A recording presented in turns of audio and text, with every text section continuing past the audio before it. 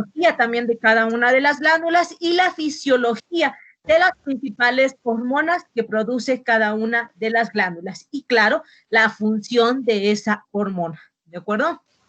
Entonces, la bibliografía, se las puse aquí, la bibliografía obviamente, el Guyton es para fisiología, el Moore lo pueden usar para la anatomía, en realidad para la anatomía no tengo ningún libro en especial, pueden usar el Moore o pueden usar cualquiera de sus preferencias, siempre y cuando no falte nada de la anatomía que tienen que cubrir. En cuanto a la embriología de Lachman o también la embriología de Moore. Eso sí, porque son los libros que son ninguno de ellos está lo más completo, pero si unimos los dos, es la información más completa que encontramos en embriología. Y en histología, en Génesis, ¿de acuerdo? Entonces, aparte, yo les voy a dar algunos otros talleres en los que vamos a ver, por ejemplo, la exploración física de la tiroides y de la paratiroides, la exploración física del paciente diabético. Vamos a ver datos sobre nutrición, sobre todo las dietas, sobre hipercolesterolemia, hipertrigliceridemia, hiperuricemia y obviamente la dieta del paciente diabético. Y en el segundo EMI, aquí lo vamos a dividir, aquí si ya entramos a las patologías como tal, ustedes se van a decir, bueno, ¿para qué queremos sabernos la anatomía? ¿O para qué queremos sabernos la embriología? Porque muchas de las patologías que vamos a ver tienen los orígenes embriológicos, o si no sabemos las funciones de la hormona, pues no vamos a saber que por las funciones de la hormona aparecen todas estas enfermedades, cuando aparecen en exceso o en déficit. Entonces, obviamente tenemos que dar un repaso de todo para ya enfocarnos en las patologías. Entonces, en el segundo EMI vamos a ver, en la hipófisis vamos a abarcar los temas tumores hipofisarios, en estos obviamente vamos a abarcar también la hiperprolactinemia, la acromegalia y la enfermedad de Cushing. Talla baja, hipopituitarismo, en tiroides vamos a abarcar hipotiroidismo, hipertiroidismo, nódulo tiroideo y bocio multinodular y cáncer tiroideo. En paratiroides vamos a abarcar hipoparatiroidismo, hiperparatiroidismo y osteoporosis. En suprarrenal, el síndrome de Cushing, el feocromocitoma, el hiperaldosteronismo, la insuficiencia adrenal y el hirsutismo. En páncreas, obviamente, la diabetes, la obesidad y el síndrome metabólico. Y en gónadas vamos a abarcar el hipogonadismo femenino y masculino, la amenorrea, la menopausia, el síndrome de Turner y el síndrome de ovarios poliquísticos. También vamos a ver algunos talleres como anticonceptivos, dislipidemias, neoplasia endocrina múltiple, síndrome pluriglandular y si nos da tiempo, les voy a tratar de dar un taller sobre el conteo de calorías, ¿de acuerdo? Cómo enseñarle a los pacientes a contar las calorías. No nada más es ponerle una dieta para el diabético, no, es ayudarle a que la dieta ya para el paciente diabético, la dieta ya no existe, sino se le ayuda a contar las calorías, ¿de acuerdo? Y en base a eso, ellos hacen las mezclas en sus dietas. Entonces, la bibliografía del segundo EMI es el Farreras, el Tratado de Medicina Interna de Ceci. Pueden también basarse algunas veces en el Tratado de Endocrinología de Williams y un libro que me gusta mucho porque está bastante concreto, pero también tiene mucho de lo básico. Es un libro mexicano de una autora que se llama Dorantes y Martínez, que se llama Endocrinología Clínica. El Farreras, sobre todo para toda la parte de tiroides, el Farreras está muy completo en esa parte, ¿de acuerdo? Entonces, bueno, estos son prácticamente los temas que vamos a abarcar, que son los temas que además vienen o los que vienen en el penso, ¿de acuerdo? Que tenemos que abarcar en este semestre. Entonces, ¿hasta aquí hay alguna duda de esto?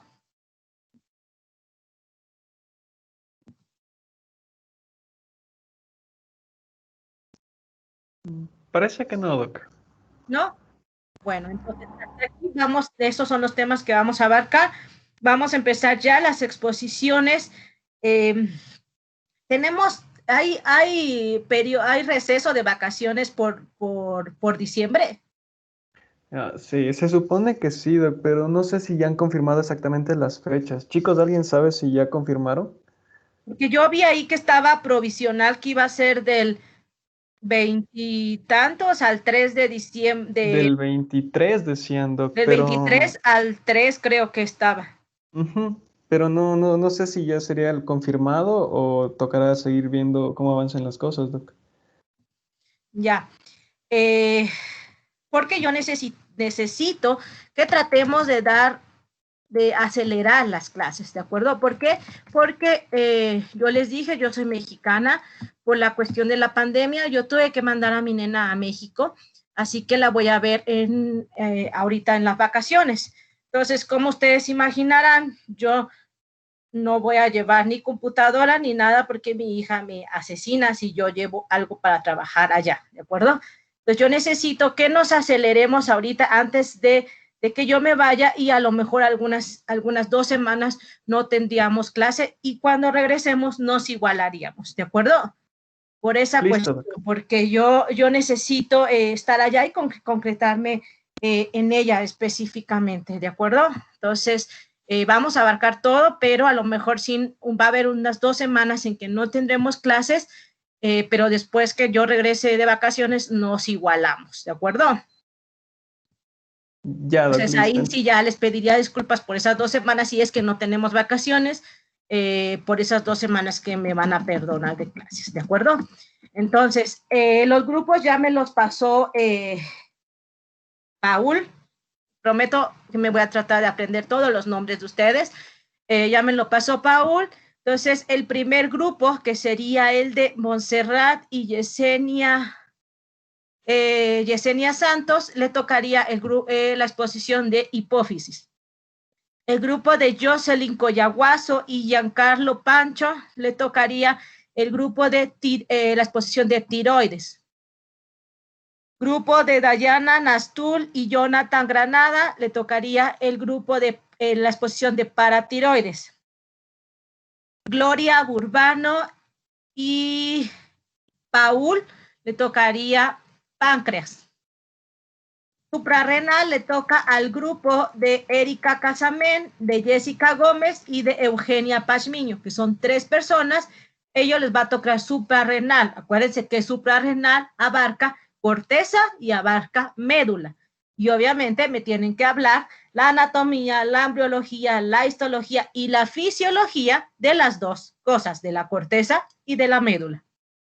El grupo C, el grupo 5, el grupo de Luis Jaro y Nina Medina, le toca gonada femenina, y Melanie Jarrit y María José Montufas le toca gonada masculina. ¿De acuerdo? Entonces, ¿ahí hay alguna duda? ¿Todos cacharon bien lo que les toca? ¿Ya lo notaron? Sí, Doc. Sí, Doc. Ya, perfecto. Entonces, bueno, yo el semestre pasado regularmente, a veces ocupábamos clases los viernes, sobre todo porque a veces ustedes saben los feriados caen el lunes, entonces nuestra clase de lunes a veces no la podíamos dar y para no atrasarnos a veces dábamos clases los viernes. No sé si vaya a poder ser factible con ustedes igual, sobre todo para ya empezar las exposiciones esta semana y no atrasarnos más de lo que nos vamos a atrasar. ¿De acuerdo? No sé si sea factible poder dar la clase el viernes también, al menos por esta semana y la otra. ¿En qué hora sería la clase del viernes, Doc? A ver, déjenme ver su horario. Siempre la dábamos viernes. Después de administración, dábamos 1 hora, de 6 a 7, después de que ustedes acabaran administración.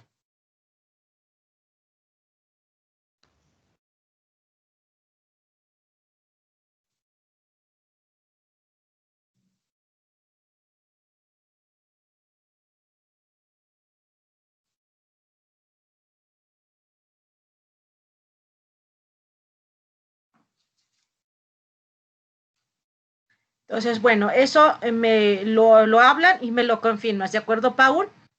Listo, Doc, yo le hago saber. Entonces, la primera clase, entonces, hipófisis, ya empezaríamos, bueno, ya dejarles para el viernes es muy pronto. Empezaríamos el lunes con la clase de hipófisis, ¿de acuerdo? El viernes voy a tratar de adelantar estos los temas de los talleres para no despejarnos, porque ya ponerles la exposición el viernes, pues ya nos queda nada más prácticamente un día, ¿de acuerdo? Entonces es muy apresurado. Entonces, pero sí, el lunes ya empezamos con la exposición de hipófisis y el miércoles ya empezaríamos con tiroides para terminar, si podemos vernos el viernes, terminaríamos el viernes, porque regularmente ustedes se demoran más de 1 hora en la exposición, ¿de acuerdo? Porque son bastantes cosas las que me tienen que abarcar. Entonces, bueno, vamos a dar hoy la primera clase, que es la de introducción. Si hay alguna duda hasta ahorita, me preguntan, ¿de acuerdo? Les voy a dar mi correo, cualquier cosa, porque siempre las exposiciones yo les sugiero que siempre me las manden, sobre todo con anticipación, al menos 24 horas de anticipación, no el mismo día, ni 3 horas antes de la exposición, porque ahí sí ya no la reviso, ¿de acuerdo? Regularmente yo en el hospital tengo muchísima, ahorita estoy viendo la consulta de todas las especialidades, entonces tengo muchísima consulta y en el hospital no tengo tiempo de revisarles la presentación. Por eso les digo que al menos 24 horas de anticipación me tienen que mandar la presentación para corregirles, decirles, ¿sabes qué? Por aquí, o esto está muy vago, o esto hay que completarlo, o falta esto, o falta lo otro. Si no me la mandan es porque ustedes consideran que está demasiado bien y bueno, entonces se quieren ir con la exposición así, ¿de acuerdo? Eso ya depende de cada uno. Si me la quieren mandar, me la manda y si no, bueno, ya yo se las evalúo cuando ustedes expongan, ¿de acuerdo? Entonces mi correo es laurabarreto2001@yahoo.com.mx, ¿de acuerdo? Ahí me pueden mandar la exposición o cualquier cosa, igual me pueden escribir por ahí, ¿de acuerdo? O bueno, con Paul para que él me avise, ¿de acuerdo? Entonces vamos a ver si se proyectó una presentación, ¿sí? Sí, Doc, sí se ve. Sí, Doc, perfecto. quería pedirle un favor. ¿Será que me puede pasar también el documento de Word con los temas, por favor? Claro, ya te lo paso por el WhatsApp, te voy a pasar el documento de Word que les acabo de poner, te lo paso por el WhatsApp, ¿de acuerdo? Ya, Doc, listo. Igual abajo la evaluación, tal como evaluamos el semestre pasado, que es igual como tenemos las indicaciones de la misma evaluación, ¿de acuerdo? Ya, Doc, gracias. Entonces, hoy vamos a ver la clase de introducción a la endocrinología. Entonces, la endocrinología es la disciplina que estudia al sistema endocrino y a las enfermedades provocadas por el funcionamiento inadecuado de este mismo sistema. Además, también la endocrinología estudia los problemas metabólicos y nutricionales. Por eso es que es parte de la endocrinología el síndrome metabólico, que no tiene nada que ver con un problema hormonal, pero sin embargo sí con problemas metabólicos, ¿de acuerdo? Entonces, ¿qué es una hormona? Una hormona es una sustancia química secretada en los líquidos corporales y que va a ejercer un efecto fisiológico sobre otras células del organismo. Son como segundos mensajeros y sirven para coordinar funciones en diferentes partes del cuerpo. Hay hormonas que tienen funciones parácrinas y hay hormonas que tienen funciones autócrinas. Las parácrinas son secretadas por células hacia el líquido extracelular para que actúen sobre células dianas vecinas de un tipo distinto. Y las autócrinas son producidas por células que pasan al líquido extracelular, desde el cual actúan sobre las mismas células que las fabrican. En cuanto a la clasificación de las hormonas, vamos a ver que estas se van a clasificar en esteroideas, en derivadas de aminoácidos, en derivadas de ácidos grasos, en peptídicas y en proteicas. Entonces, en cuanto a las esteroideas, vamos a encontrar a los glucocorticoides, por ejemplo, la aldosterona, vamos a encontrar a los andrógenos como los estrógenos, a la progesterona, a la testosterona y a la vitamina D. En cuanto a las derivadas de aminoácidos, vamos a encontrar a la adrenalina, a la noradrenalina, a la tirosina, a la T3 y a la melatonina. Y en las derivadas de ácidos grasos vamos a encontrar a las prostaglandinas, tromboxanos y leucotrienos. En las peptídicas vamos a encontrar a la vasopresina, a la oxitocina, a la ACTH, a la melanocortina, la MSH, el glucagón, la gastrina y la calcitonina. Y en las proteicas vamos a encontrar a la hormona PTH, a la insulina, a la prolactina, a la folículo estimulante, a la luteinizante, a la hormona de crecimiento y a la TSH.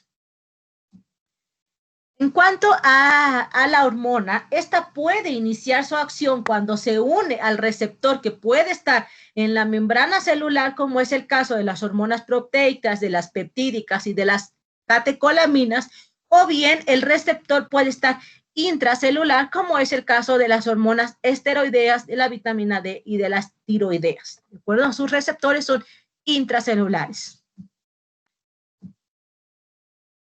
También puede ser usando segundos mensajeros, sobre todo el iones de calcio, el AMP cíclico o el GMP cíclico.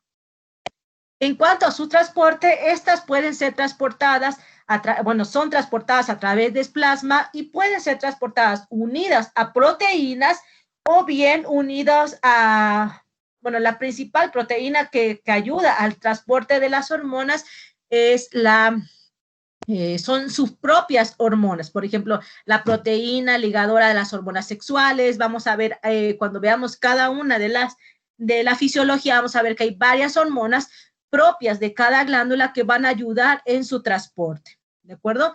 Sin embargo, también hay proteínas que van a ayudar en generar al transporte de cada una, principalmente la albúmina, que es la que más ayuda al transporte de todas las hormonas. Entre los factores que aumentan o disminuyen las concentraciones de las hormonas, vamos a encontrar en primer lugar que consiste en el ritmo de secreción hormonal hacia la sangre de la propia glándula.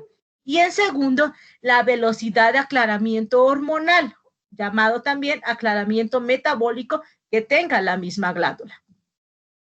En cuanto a la regulación, las hormonas van a ser estimuladas o inhibidas por diversos factores. Entre estos vamos a encontrar las acciones, sobre todo algunas, que tienen que ver por la regulación de otras glándulas, otras hormonas. Otras hormonas pueden hacer que estas mismas hormonas aumenten o sean disminuidas, ¿de acuerdo?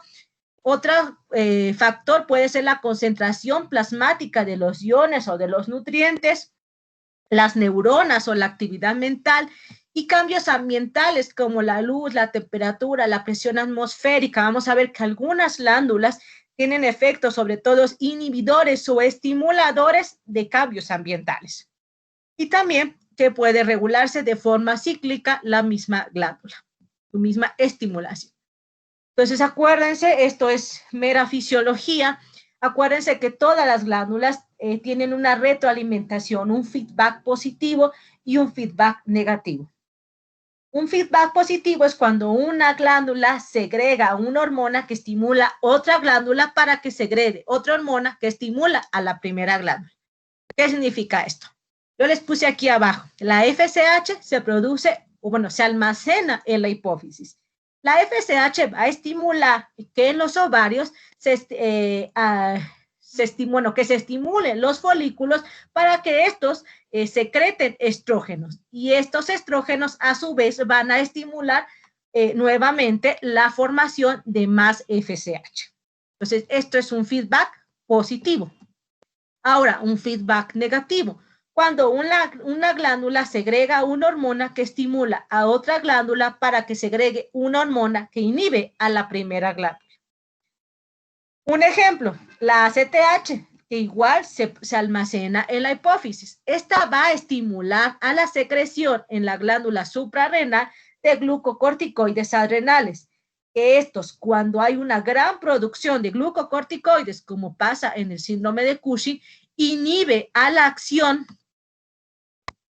de la ACTH para que ya no se produzca. ¿De acuerdo? Es lo que pasa en el Cushing. Hay muchos glucocorticoides por un tumor, a lo mejor de origen suprarrenal y obviamente al haber mucho glucocorticoides lo que hago es inhibir a la hipófisis para que se esté produciendo ACTH. Yo le mando una señal a la hipófisis y le digo, ¿sabes qué? Ya no me produzcas porque aquí abajo yo tengo mucho, lo que le dice la suprarrenal. Entonces se deja de producir ACTH a nivel hipotalámico e hipofisario, ¿de acuerdo? Entonces esto es un feedback negativo.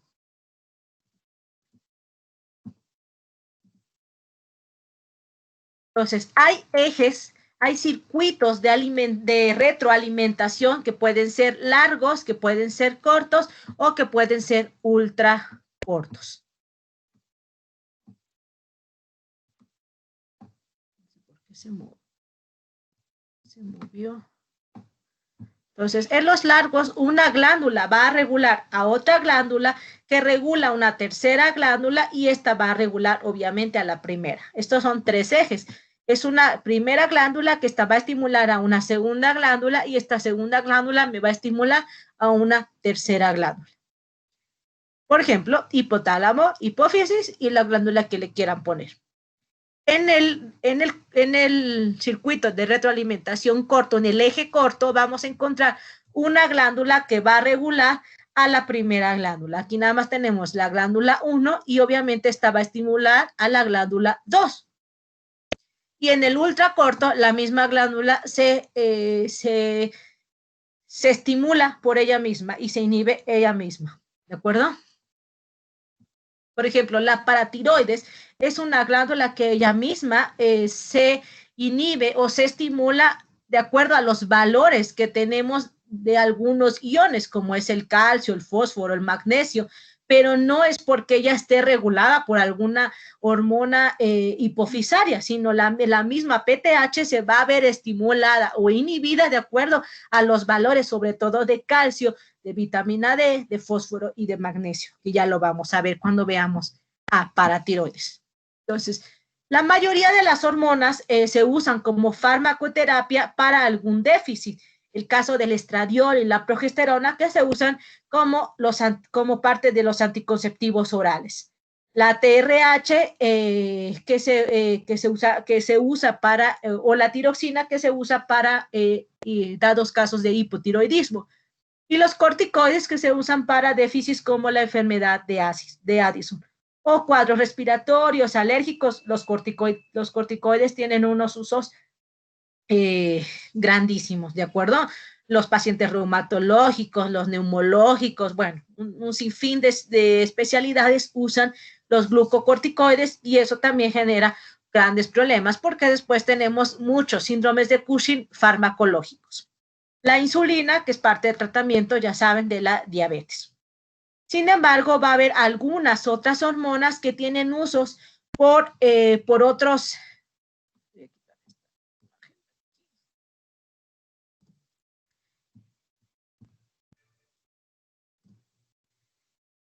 que tienen otros usos por efectos en órganos dianas. Por ejemplo, la adrenalina, usada bastante, sobre todo en otorrino, los esteroides y la vitamina D, usada sobre todo en tratamientos dermatológicos. Entonces, vamos a ver que las causas de exceso de la producción hormonal son frecuentemente por la aparición de un tumor que secrete esa hormona, o bien una secreción ectópica de la misma hormona o una hiperfunción de la misma glándula. Por ejemplo, en caso de un tumor podemos encontrar al síndrome de Cushing, ya sea un tumor hipofisario o sea un tumor suprarrenal, lo que nos esté ocasionando el síndrome de Cushing. O bien un ectópico, por ejemplo, la acromegalia puede ser un tumor hipofisario, pero también puede ser un tumor ectópico el que me esté produciendo hormona de crecimiento y que yo tenga con paciente con acromegalia. Cuando hay una hiperfunción de la glándula, bueno, el ejemplo más frecuente es el hipertiroidismo. La misma glándula aquí no tiene un tumor ni hay una secreción ectópica. La hiperfunción me la está dando la misma glándula que está hiperfuncionando. Las causas de déficit hormonal tenemos múltiples causas, pero principalmente son la agenesia de la glándula, la hipoplasia de la glándula, la hipofunción puede estar muy bien formada, pero a lo mejor no funciona como debería, o bien hubo algunas complicaciones, como puede ser el paciente estuvo expuesto a radiación o tuvo alguna cirugía o algún trauma, que ya vamos a ver que puede ser causas de déficit hormonales, de daño hormonal, de daño glandular, y obviamente esto de un déficit hormonal.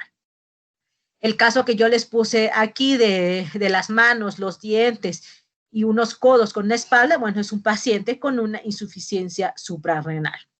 Acá abajo también está un paciente con una diabetes mellitus tipo 1. En este caso está una paciente un diagrama con los síntomas más frecuentes del hipotiroidismo. ¿De acuerdo? Y la resistencia hormonal.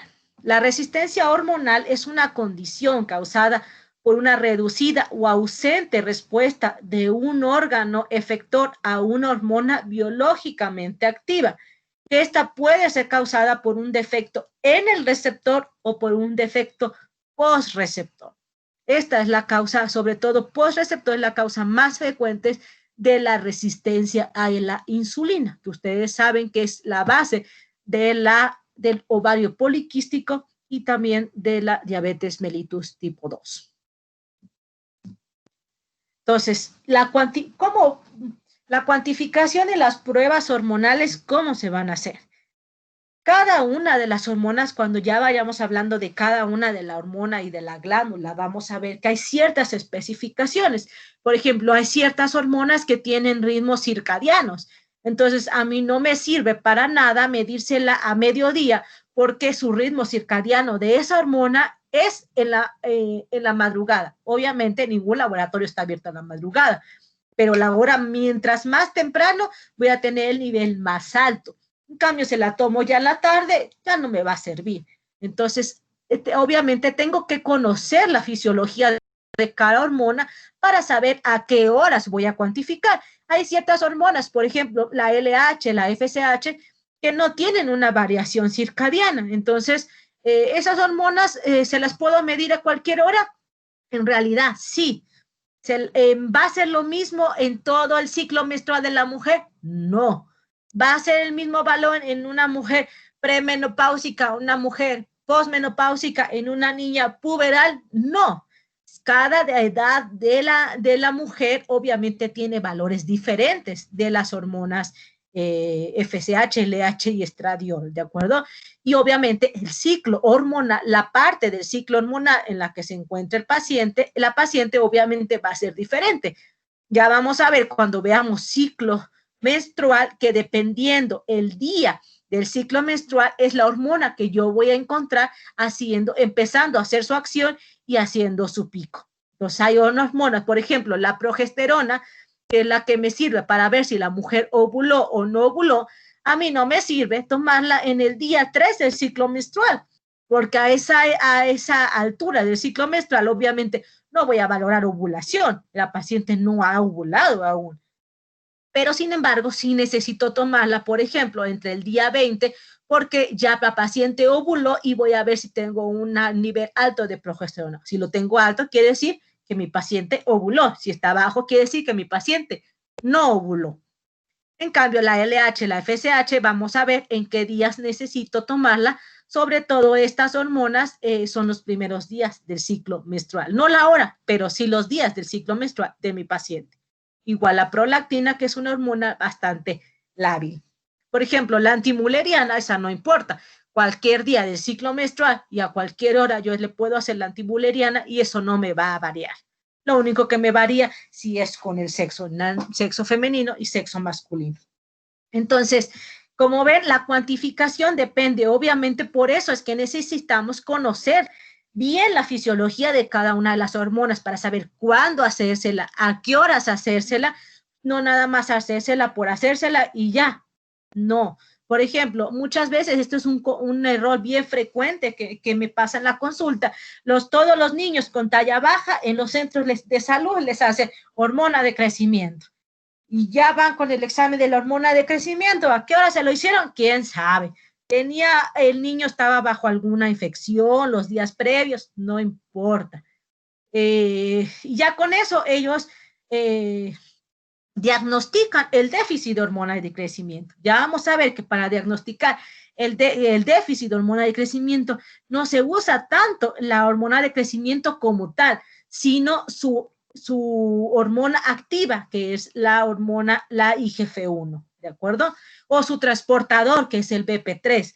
Entonces, vamos a ver, por eso es que necesitamos ver a cada una de las glándulas y a cada una de las hormonas solita, para que cuando lleguemos a las patologías, entonces vamos a comprender mejor cada una de las patologías y por qué se piden esas cosas y en qué día las pido y en qué horario las pido, porque eso también tiene que ver. Entonces, como tal, valores no es importante que para mí se memorice. Ah, si la FSH de tal hasta tal es el valor. Y la LH de tal hasta tal. No, porque me va a variar de laboratorios, me va a variar del ciclo menstrual, pero sí que sepan que si les dan un examen y viene LH y FSH, obviamente un laboratorio que es importante o que vale, le va a dar en los valores de referencia, les va a dar ciclo menstrual en la fase lútea, en la fase preovulatoria, en la fase menstrual. Entonces ustedes les preguntan a la paciente, ¿cuándo fue su fecha de última menstruación? Ah, tal. Ah, se fijan ahí. Ah, bueno, no, está metalado, está bajo. Entonces, no es como que se aprendan así un valor, ¿de acuerdo? Obviamente, si la paciente está posmenopáusica, el valor va a ser completamente otro. Si la paciente usa anticonceptivos y yo le mido la LH y la FSH, el valor va a ser completamente otro, ¿de acuerdo?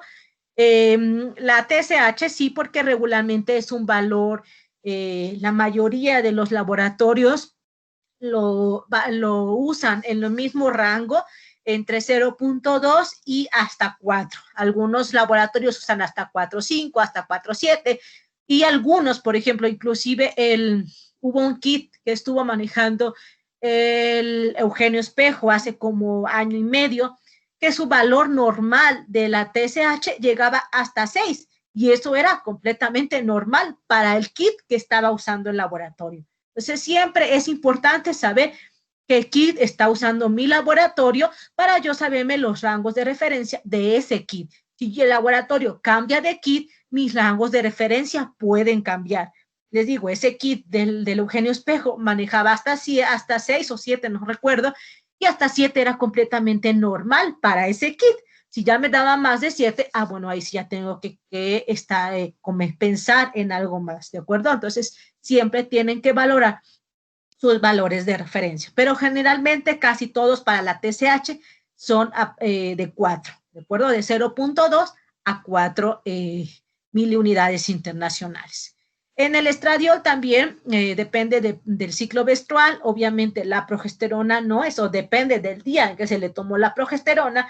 Generalmente ustedes lo van a ver el próximo semestre que lleven ginecología, y espero que eso no lo aprendan de los ginecólogos y no lo aprendan este semestre, que ellos agarran y piden LH, FSH, estradiol, progesterona, hágaselo. ¿Qué día? No importa. No, pues si yo quiero ver si la paciente ovuló, pues ¿para qué me sirve pedírselo el día 3, como ya les dije? No, yo necesito saber después de que la paciente haya ovulado para ver si ovuló o no. Entonces, no se pide en cualquier día la progesterona, pero eso sí varía dependiendo el día en que se pidió.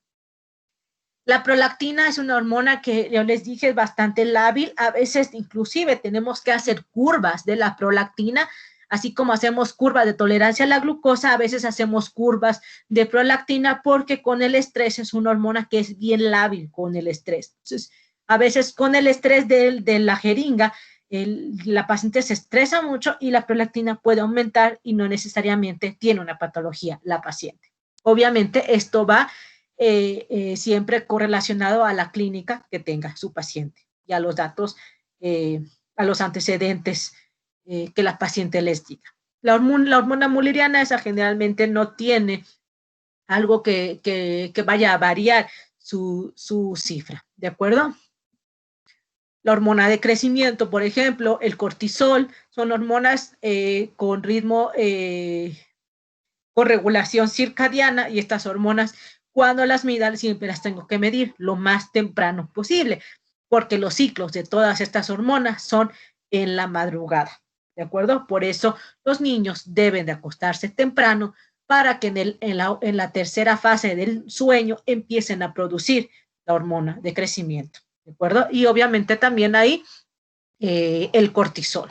Por eso cuando ustedes se desvelan para estudiar un día antes del examen y que no duermen, al otro día están totalmente cansados porque no durmieron y el cortisol no se produjo de la manera adecuada. Entonces, bueno, esta es la bibliografía. ¿Tienen alguna duda, alguna pregunta?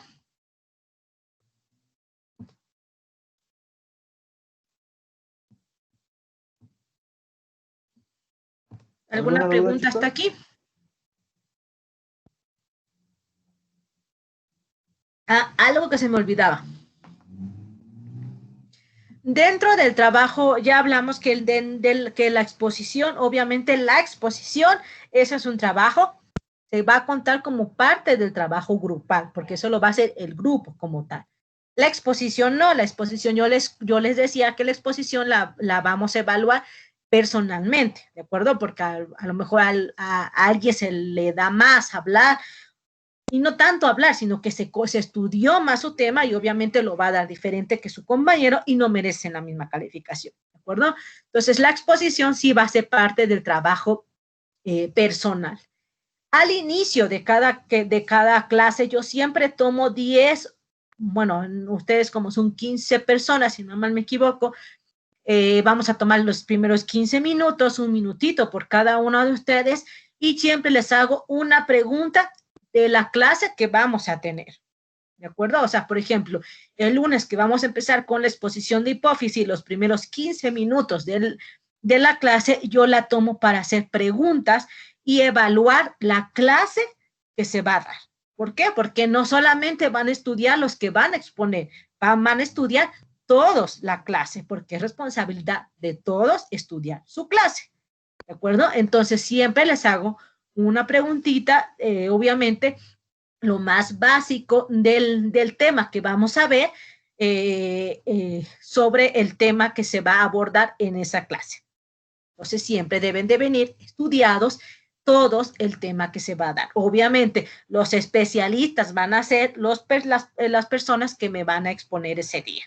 Entonces, esa pues también es parte de su evaluación personal, ¿de acuerdo? Yo no tomo asistencia, a mí no me interesa si ustedes vienen o no vienen, pero obviamente mientras más falten, más, ya si toman o no toman las clases, eso creo que a esta edad, a esta altura de la vida, ya es responsabilidad de cada uno de ustedes.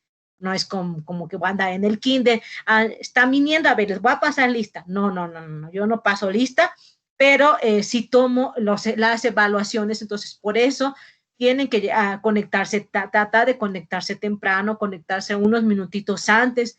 Yo regularmente siempre les doy 5 minutitos de margen para que se terminen de conectar todos, porque algunos tuvieron una clase antes o a lo mejor algunos venían llegando de trabajar, entonces siempre les doy unos 5 minutitos para tratar de que se conecten todos, pero sí necesito puntualidad, porque yo a los 5 minutos de la hora que hayamos pactado de inicio, yo comienzo a preguntar, termino de preguntar a todos y empezamos la clase. Entonces, nada de que yo llegue tarde y pregúnteme ahora a la mitad de la clase, no, cuando acabé de preguntar, acabé la evaluación, ¿de acuerdo? A veces durante las clases les hago alguna preguntita, pero regularmente siempre las preguntas las hago antes de cada clase para ver que de verdad estén estudiando las clases, ¿de acuerdo? De acuerdo, Doc. O sea, va a ser como una especie de prerequisito para la clase. No es prerequisito, porque a lo mejor tú, la próxima clase que vamos a ver hipófisis, te pregunto algo, tú no me respondiste al 100, entonces a lo mejor no vas a tener los 5 puntos que yo siempre me baso en 5, a lo mejor tienes 3, ¿de acuerdo? Pero a lo mejor en la siguiente glándula, estudiaste mucho esa glándula o te la sabías mucho y sacaste el máximo puntaje. Entonces, eso les ayuda. Mientras ustedes más falten, obviamente tienen menos puntos para su evaluación personal, para su evaluación individual. Ya, Doc. Listo. ¿De acuerdo? Entonces, ¿alguna duda sobre eso? Y obviamente algunos trabajos que les voy a dejar, sobre todo les dejo casos clínicos, y esos en algunas veces son trabajos en equipo y en algunas veces los casos clínicos son trabajos grupales o personales, ¿de acuerdo? Todo depende. Dime, Jonathan. Doctora, buenas noches. Una Buenas noches. preguntita, por favor. ¿Cómo serán las evaluaciones y el examen? O sea, en base a qué nos tomará sobre porque hay varias bibliografías que nos dio, por ejemplo, Ragman, Moore, o nos tomará de las diapositivas de los compañeros que expongan? Es mi duda, por favor. De lo que veamos en su exposición. O sea, de la exposición que van a dar sus compañeros, que yo ahí les voy metiendo algunas aportaciones, algunas cosas más prácticas de todo eso que hayamos visto en la exposición, de eso va la evaluación. Gracias. Obviamente no les voy a preguntar así la línea así tal como viene en el Guyton, no, eso a mí no me interesa que se sepan de memoria, yo quiero que se sepan las cosas que van a ustedes llevar a la práctica en su práctica clínica, no que se sepan el Guyton de memoria y les va a preguntar en la página tal, en el párrafo tal, completen la palabra que faltaba, ¿no? Se me hace una total tontería, nada de exámenes de completar, de que falta una palabra, no. Casi la mayoría de mis exámenes casi siempre son cosas prácticas, casos clínicos, cosas prácticas que yo necesito que ustedes se sepan, sobre todo porque ya un poquito van a ser el internado y en un poquito más van a ser los médicos del servicio social, ¿de acuerdo? ¿Alguna otra duda que tenga alguien? Sí, Doc, en cuanto a los exámenes que usted mencionó que vamos a dar o sea, uno por cada módulo, que serían dos a la final, ¿esos exámenes van a ser de opción múltiple o cómo se va a proceder ahí, Doc? Ahí dependiendo, a veces son opción múltiple, a veces son falso y verdadero, a veces son correlacionar columnas, pues ahí dependiendo. Porque eso Ya, yo ok. lo hago o sea, lo hago ya para su examen, entonces no te puedo decir en este momento, van a ser 5 palabras, 5 preguntas de opción múltiple, no.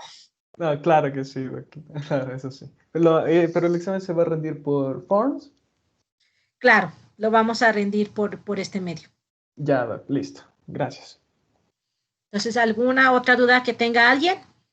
Entonces, si no, bueno, hablan para ver si al menos estas 2 semanas nos podemos ver otro día, si no es el viernes, algún otro día, pero al menos estas 2 semanas para no atrasarnos tanto, ¿de acuerdo, Paul?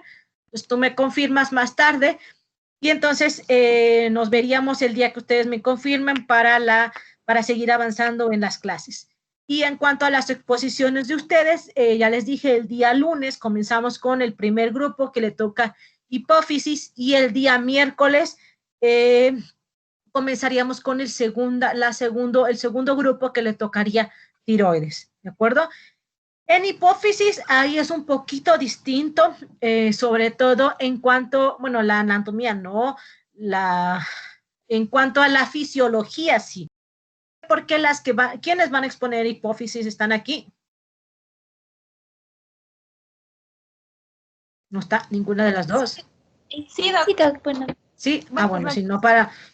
Entonces, ustedes que van a exponer hipófisis, sobre todo en fisiología, ustedes no van a exponer una hormona, porque la hipófisis tiene que ver con el almacenaje de todas las hormonas. Entonces, ustedes me van a hacer un cuadro en donde venga por ejemplo, el nombre de la hormona, qué tipo de hormona es, si es peptídica, si es derivada de aminoácidos, me ponen la naturaleza de la hormona, cuántos aminoácidos tiene la hormona. ¿Por qué? Porque esto es importante. Por ejemplo, hay ciertas hormonas, sobre todo la prolactina, que el medicamento es cambian un aminoácido por otro y eso le cambia a la función completa. ¿De acuerdo? Entonces, si necesitamos saber si tiene tantos aminoácidos, porque algunos tratamientos están encaminados, sobre todo ya a la terapia génica. Entonces cambian aminoácidos o desaparecen aminoácidos de la hormona y eso le da otra propiedad, ¿de acuerdo?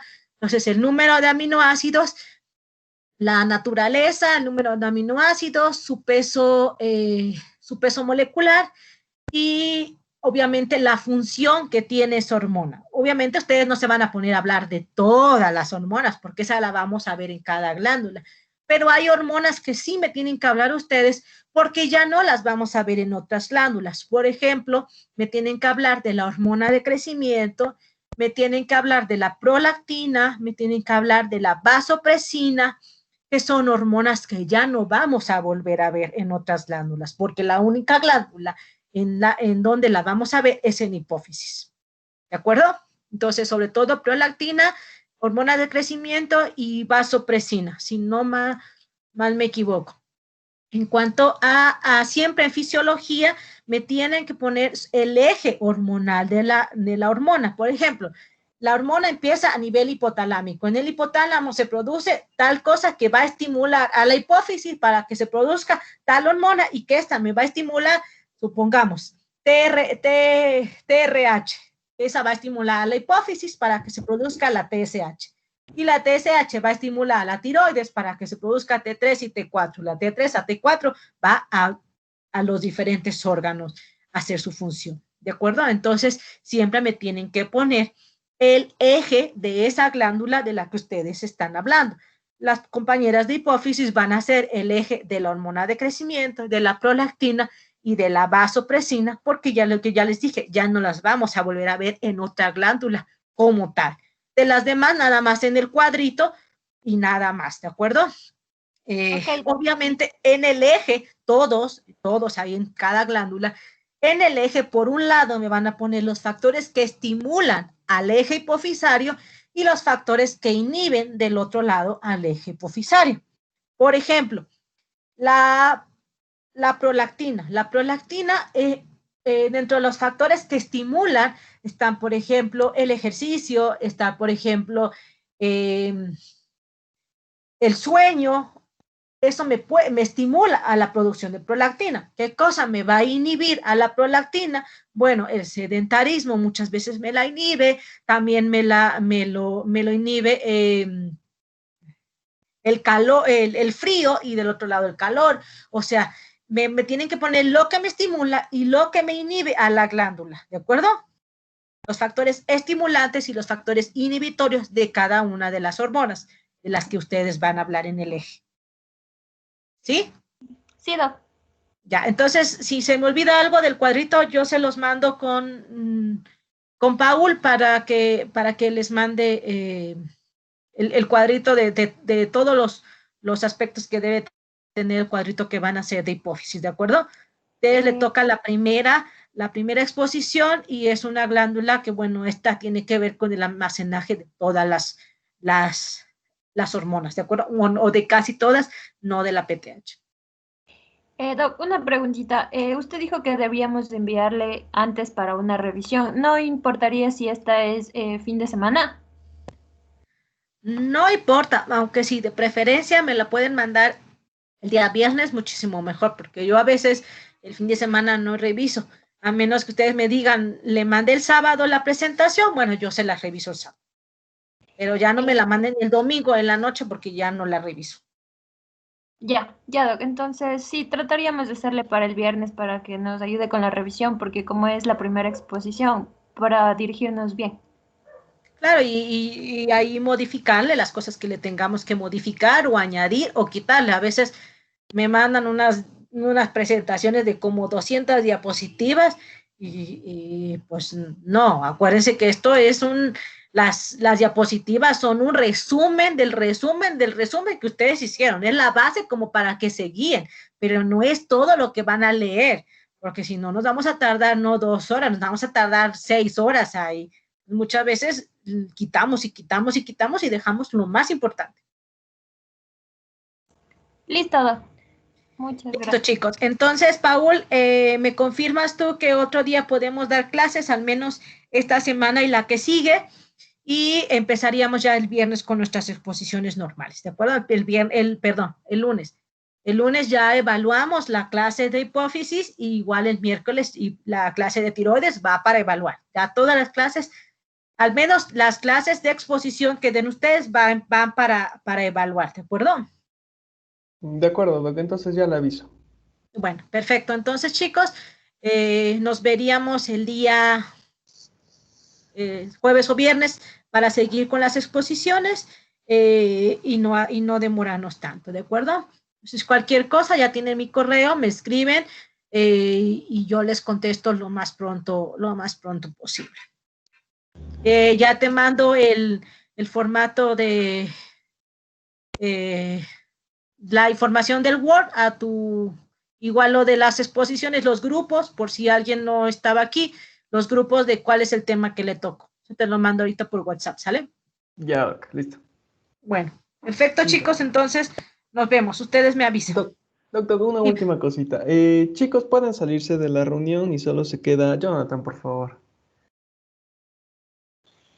Doc, disculpe, antes de irnos, en lo que es de las exposiciones, igual irían lo que son patologías, supongamos en la tiroides, como hipertiroidismo, hipotiroidismo, todavía eso no, No, no. nada más nos vamos a basar ahorita en la parte, en la base, en la anatomía, en En lo biología, normal. fisiología, histología, nada más. Ya en el segundo EMI vamos a ver, para entender el exceso o el déficit, tenemos que entender primero cómo funciona la hormona normal, basal, y ya después vemos cómo funciona en exceso o en déficit de cada una de las glándulas. Entonces, ninguna patología, va solamente lo normal, ¿de acuerdo? Lo que sí, por ejemplo, en embriología, sobre todo algunas glándulas les mencionan anomalías embriológicas. Por ejemplo, en la tiroides,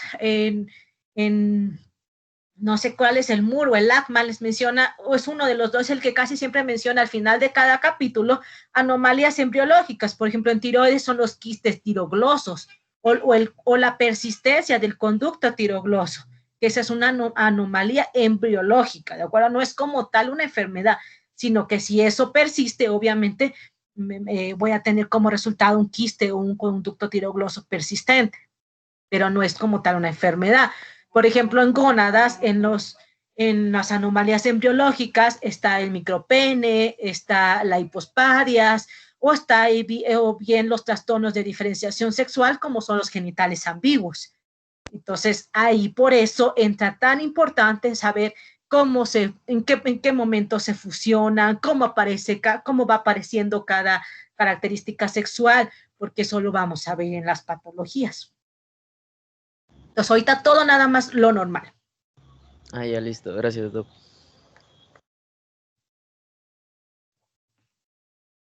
Ya, chicos, entonces ayúdenme saliendo, por favor.